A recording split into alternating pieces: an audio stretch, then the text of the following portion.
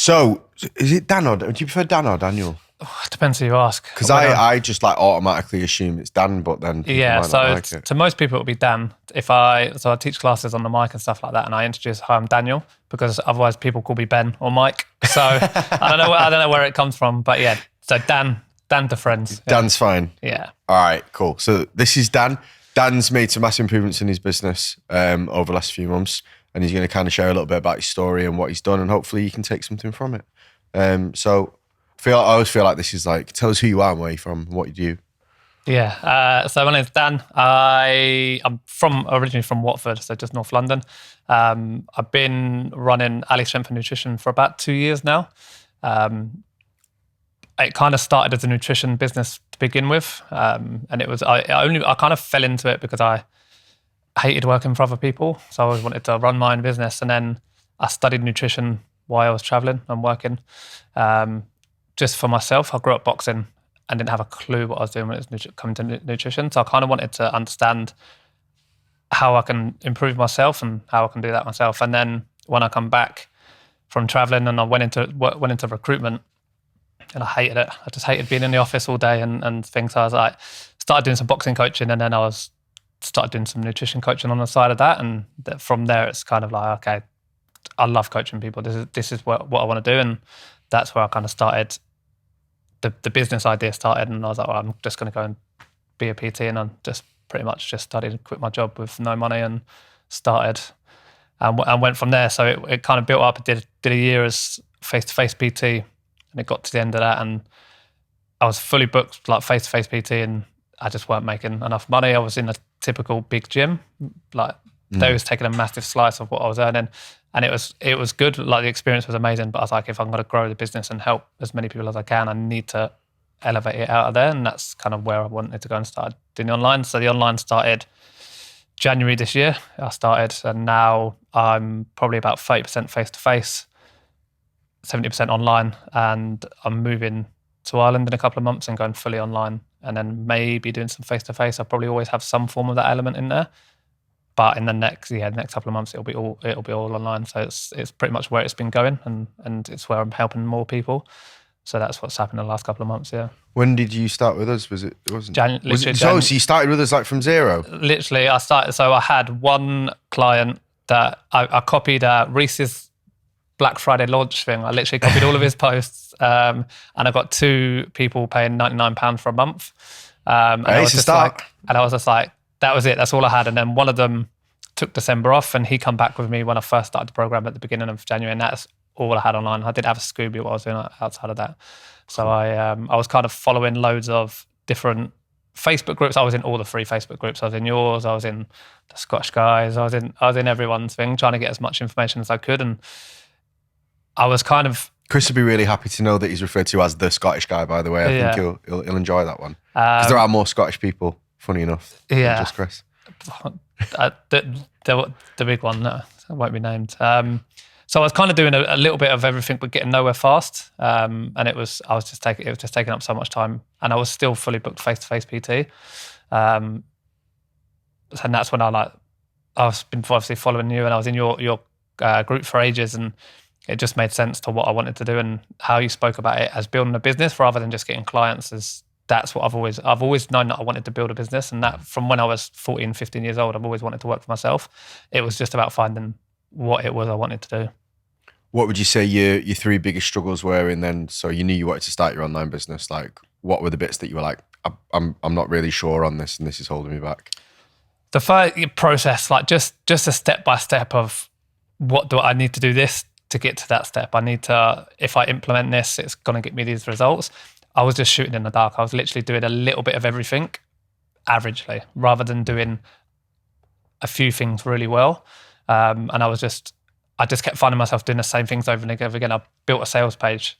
It was terrible. I had to go back, and I found a different way of doing it. And I just kept doing that for a while. And I was like building out this program and like all my education pieces and stuff like that, but I had no clients. And I was like, what's the point in having all of this if I'm not doing it? So I had to really kind of sit back and think, okay, how can I progress forward and build that business? So yeah, definitely the process. For me, lack of finances as well. Like I literally come back from traveling in debt.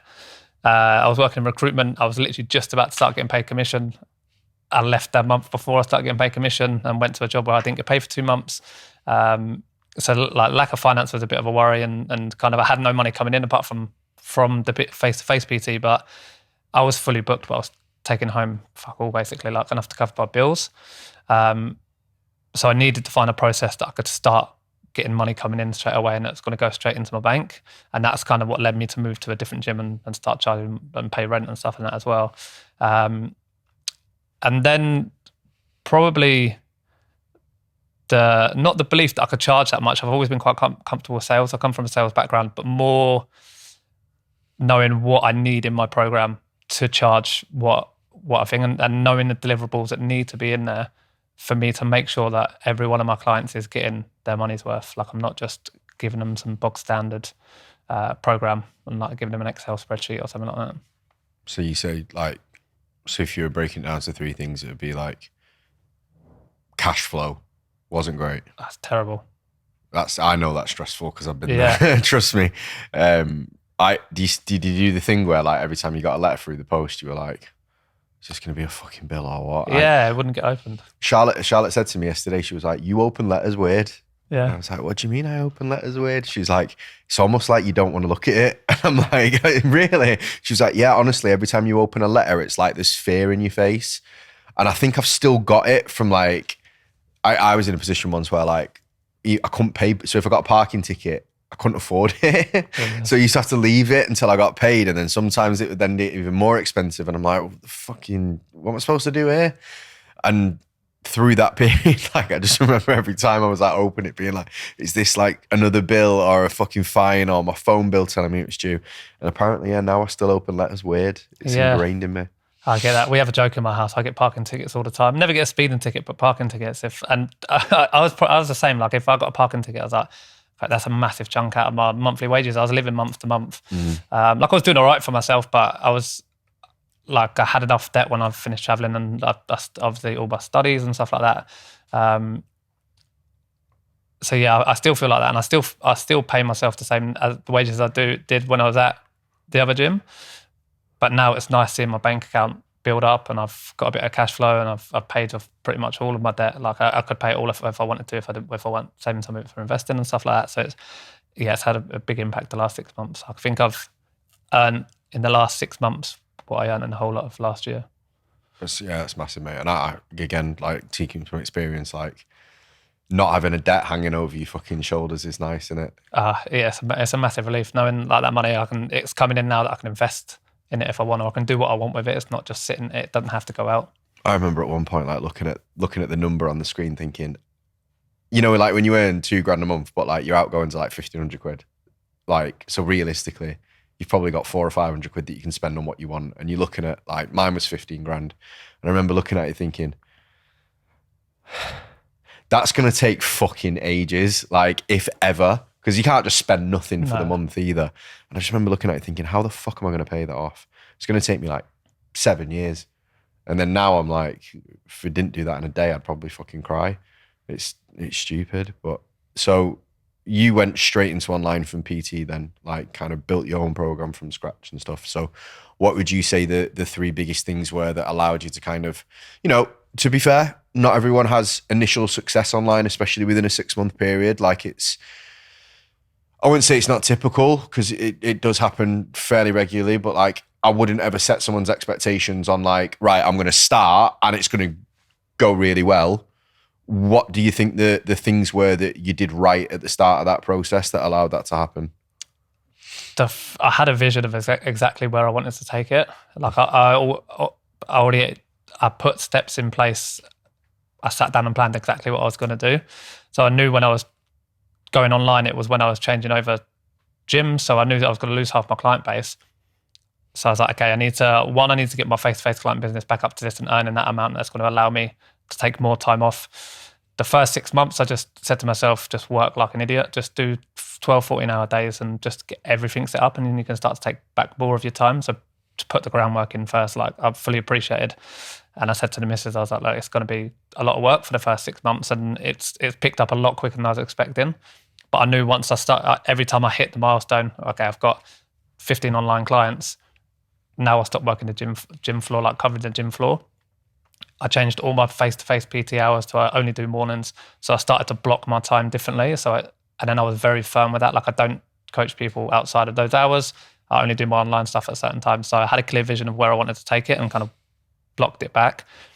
And I've always been one to like think bigger picture. So everything I think about doing now, like I already know the coaches that I want to hire when I get to the point of taking coaches on. Like I knew at what point I wanted to take a VA on. That's happened. So it's just having that clear vision and being able to take those steps every single time. And once you've ticked it off, say perfect, pat yourself on the back and move on and do the next one. Perfect. And what key strategies have you used to kind of help your business grow? Like, what do you think the strong points of your business are, which has allowed you to kind of have this initial success? Hard work first, I suppose. I've just been willing to put the grunt work in, like loving what I do as well. So in terms of strategies, again, like I wrote down exactly the numbers I needed to hit to be able to implement different things. So I worked out that if I have 15 online clients, I'm going to be bringing this amount of money, and then I could probably hire someone else, which is going to give me that time back. Then I've got an extra 2 hours in my day. Then with that 2 hours, what can I do with that? So I was very clear about where I needed to spend my time and how I wanted to do it, but also reaching out and obviously getting some help, but just being willing to learn, and be willing to fail as well. Like I think that's one of my biggest strategies. Like I'm not afraid to just try something, and if it doesn't work, no problem. I've learned from it, and let's just move on. Yeah, I've noticed that. To be fair, whenever we go over anything on a Monday call, like you're always somebody that's at least tried it and then is available for feedback. And sometimes the feedback's great, sometimes the feedback needs improvement, but I do notice that you're one of those people that like every time I'm like, right, who's done this so I can review it and have a look at it. So you get a leg up on nearly everybody else because you've actually done it, and then I can then sit there and help you with it. Whereas everyone else who hasn't done it yet is like, oh yeah, I'll get around to it next time. So they're hearing theory, like, okay, this is what he's done right or wrong, which you can still learn really well from, but you seem to always get it like straight on your work because you've actually implemented it already and had a go. That's it. Like I learned by doing things. I don't learn from listening to other people do it.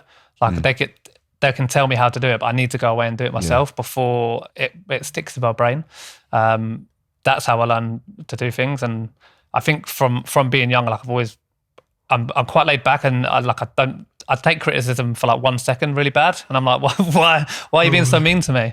And then it takes a second, and I'm like, okay, no, actually, if I can take that and learn from it and grow, then I'm going to get a lot further. And that's what I say to all my clients as well. Like all my feedback is very, very rarely critical, but if it is, it's to give you something to grow from. And I think that's the only way of like really learning from something is by implementing it and doing it. And if it doesn't work, it might work for other people, but if it doesn't work for me, then sweet, I can move on to the next thing. Yeah. What other strategies do you think have allowed you to take on clients quite quickly? A few things. So consistency. So I think just trying to do the right things every day and not kind of shying away from that work. Like I know if I put this much work in, then it will come. So having obviously the onboarding processes, having like, for me, one big thing is, so I come from a sales background. So sales was never like, I'm confident on sales calls, but it was very different. All of my sales was inbound leads, apart from when I work in Australia and I was one of those annoying people. Prospecting, yeah. I was just stopping people in shopping centres and calling an arsehole every day, basically. That's hard, And that's I think tough. that's why that's a skill though, like to take that, especially in person as well. And I think that's one thing as well, is I'm not scared of rejection. Yeah. Like I think when it comes, I'll speak to anyone about anything. And basically that job was being called an arsehole and told to go back home. Go back home literally every day. Every day I was getting told to go back home, and I was like, it just made me more determined. I'll just bother them until they signed up.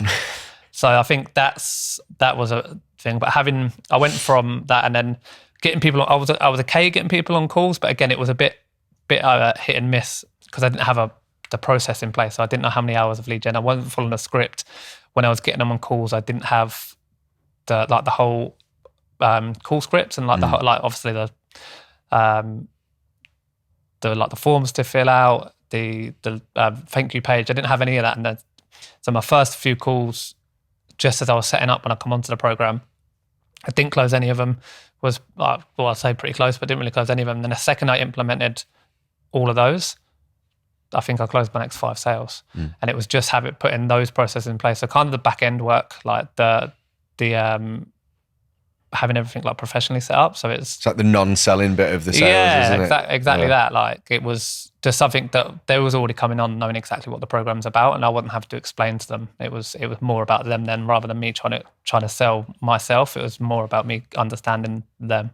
Yeah, that's a huge bit of it as well, because like you came from a sales background, but most coaches don't. Turning it into a process that's more like a coaching conversation rather than a sales conversation, I think is way better for coaches, because it's just naturally what they're better at. Yeah. They're good at coaching. And you get a lot of sales processes that are like, don't ever coach people, don't ever coach people, don't ever coach people. If you coach people, it's wrong. And I'm like, yeah, I see it. Like I understand it. Like I get sales to that point, but it's like, you're almost asking, you're asking a coach not to coach people. It's almost like fighting your own nature when somebody's sat on a call being like, these are all my problems.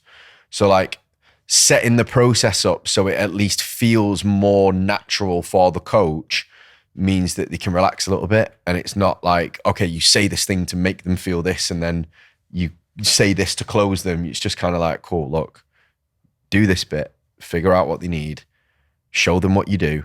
If that solves that, then you're fine and you have a conversation about joining the program. And if you don't, then you don't. And I think that process is really key, because you've seen both sides of it as well, from a heavy sales side of it and the coaching side of it. Yeah, 100%. It makes a big difference being able to not go onto a sales call, treating it like a sales call. Like you say, on the calls and that all the time, is like how I can be over coachy, like even in the way I put out content and stuff, like I can be over coachy, because that's obviously what I love. So if I could spend just 45 minutes having a conversation with someone and they start saying certain things that I know my program delivers and I know that I can help, it's not really a sales call then. It's just a chat, and then I can tell them that this is what I do. You've seen it, the results that are happening, and then the decision's kind of in their hand. It's a lot easier then, rather than being worried at the end of the call asking for money or trying to sell them at the end. Yeah, no, I agree. So how have things gone now with the business? Like what stage are you at now? Like where are things looking? It's good. So I was originally planning to stay kind of a little bit of a hybrid model for longer. Probably I will always have a form of hybrid, like I will have some form of face-to-face, because I just love coaching face-to-face. The long-term plan is to have a small gym or something like that, or eventually. But now it's in a place now where we're moving to Ireland and the decision wasn't scary or stressful. So the missus got offered a job over there and I was like, well, let's go. I was like, I don't have to worry about restarting my job again. I don't have to worry about things. Now I can just focus on building the online, and it's been 1 month since we made the decision and it's already grown, I think. So it's in a clear place. So everything, like all my processes are there. I know exactly what I'm doing. I've got the vision to build it where I want it to be. And yeah, it's exciting pretty much. Sounds good, mate. So if let's take it from a standpoint of like a PT in a gym then that's like busy and is like, right, I need to know what the next step is from here. What would you say the three first things that they should do? First, write down exactly what they want from it. Like you've got to have that clear vision from where you want to take the business and who you want to help, or at least how you want to help people, like your business ethos and how you want to run your business. I think too many people stab in the dark, and it's all good and well learning on the job. But if you don't have that long-term vision of where it's going to be, it's just going to you just got to keep going around in different places. The second, you've just got to be ready to bite the bullet. Like you've got to, once you fully know that you want to start moving online, I'll first chat to all your face-to-face clients and know that you can turn some of them online, because it's a lot less stressful. And to speak to as many people as you can that have done it and have gone through those steps, and work out what's best for you. Like don't just go down the route of, I'm going to go online and I need to sell to these people, I need to do that. Like work out exactly what's going to be for you and go down that route. I think that's really useful points, to be honest with you. Really useful points. And I think Definitely the last one of like figuring out who you want to work with and what you want to do. Because I think a lot of PTs, it's the way it works, isn't it? Like you work with people that are at the gym that you work in. So your demographics pick for you. It's like, okay, people that live here, that can afford personal training, that want personal training is your niche. You don't need to go any deeper than that, or else you're already fishing in a small pond. And then the difference when they go online is it's like, okay, cool, pretty much like the whole world's open to you now. Like people from all backgrounds, places, you can find anyone if you look in the right places. So then they really have to decide like, right, what do I actually want to do here? And you're really right. Like having that like North Star like vision to work towards, it keeps you right, doesn't it? It stops 100%. You like squirreling off doing random shit. That's what we find is like a big bottleneck for a lot of coaches is just like fucking hopping from one thing. Right, this is the thing this month, this is the thing next month. If you have this thing that you just like, right, this is what I'm doing, this is where I'm going, it allows you. Sometimes everyone does it. I do it fucking all the time. This is a great opportunity, we'll do this. And sometimes you've got to kind of like just have that to pull yourself back. Right, is it taking me there or there? And if you don't have that, like you clearly have that, you're like, right, I know I want to hire, I know I want to do this and I want to do that. It's going to help you make decisions at the next level because you're like, okay, cool. And I know people do this when they get busy themselves in online coaching. There's options. I personally think there's only a couple of real avenues that work long term, but they're like, right, do I hire staff? Do I do a group program? Do I launch an app? Do I fucking start a members website? And then they never make any progress because actually they spend half the year once the full figuring out what they're doing next. Whereas you're like, okay, I want to be a business owner. I'm happy to hire staff. It already allows you to start making the right decisions of what the next steps are because you've chosen, right, these are the challenges that I want to take on. And that'll really help you, I think, when you get to that next level because a lot of people like, they get to that point and they're like, yeah, I'm not really sure whether I want to do this or not. And that's massive, I think. You've already kind of nailed a really big point of that next step. Yeah, 100%. And I think, just being clear on that, like that's always something I wanted. And for me, I love coaching them, whether it's boxing coaching, one-to-one face PT, educating people like on their nutrition, training staff when I was a manager, like anything like that. I just love coaching. So for me, being like a CEO or building up my business, whether I'm coaching a person or a client, it's going to be the same. And I've had that vision since I started it, basically. Even when I've first become a face-to-face PT, I was like, do my apprenticeship, stay on the gym floor for a year, learn and understand. I still feel like I'm learning, same thing. And then it just makes it a lot easier. Like I literally already know in my head the 2 coaches I want to hire when I get there. Hopefully they're not that busy by the time I get there. So it's bad that I'm kind of like wishing away their success. I hope they do well, but not too well. Yeah, that's exactly that. I hope they've got enough time to come on board with me as well. Yeah. No, that's amazing, mate. And if you're a personal trainer that's looking for a little bit more than the gym floor, online seems like the right thing for you. But you're not 100%. We can actually just have a chat to you about kind of what the business model looks like and how it works and what potentially you could do with it. So if you want to kind of have a chat to us about that, it's dead informal. Click the link below. You'll get on the phone with one of our business consultants. They'll basically have a look at where you are right now, like what time you've got available, like what your packages look like in the gym. And we can help you put together a little bit of a plan of action of what that is. So if you want to book one of those audits with our team, all you need to do, click the link below, 10, 15 minutes, and you can get some clarity on what you want to do there.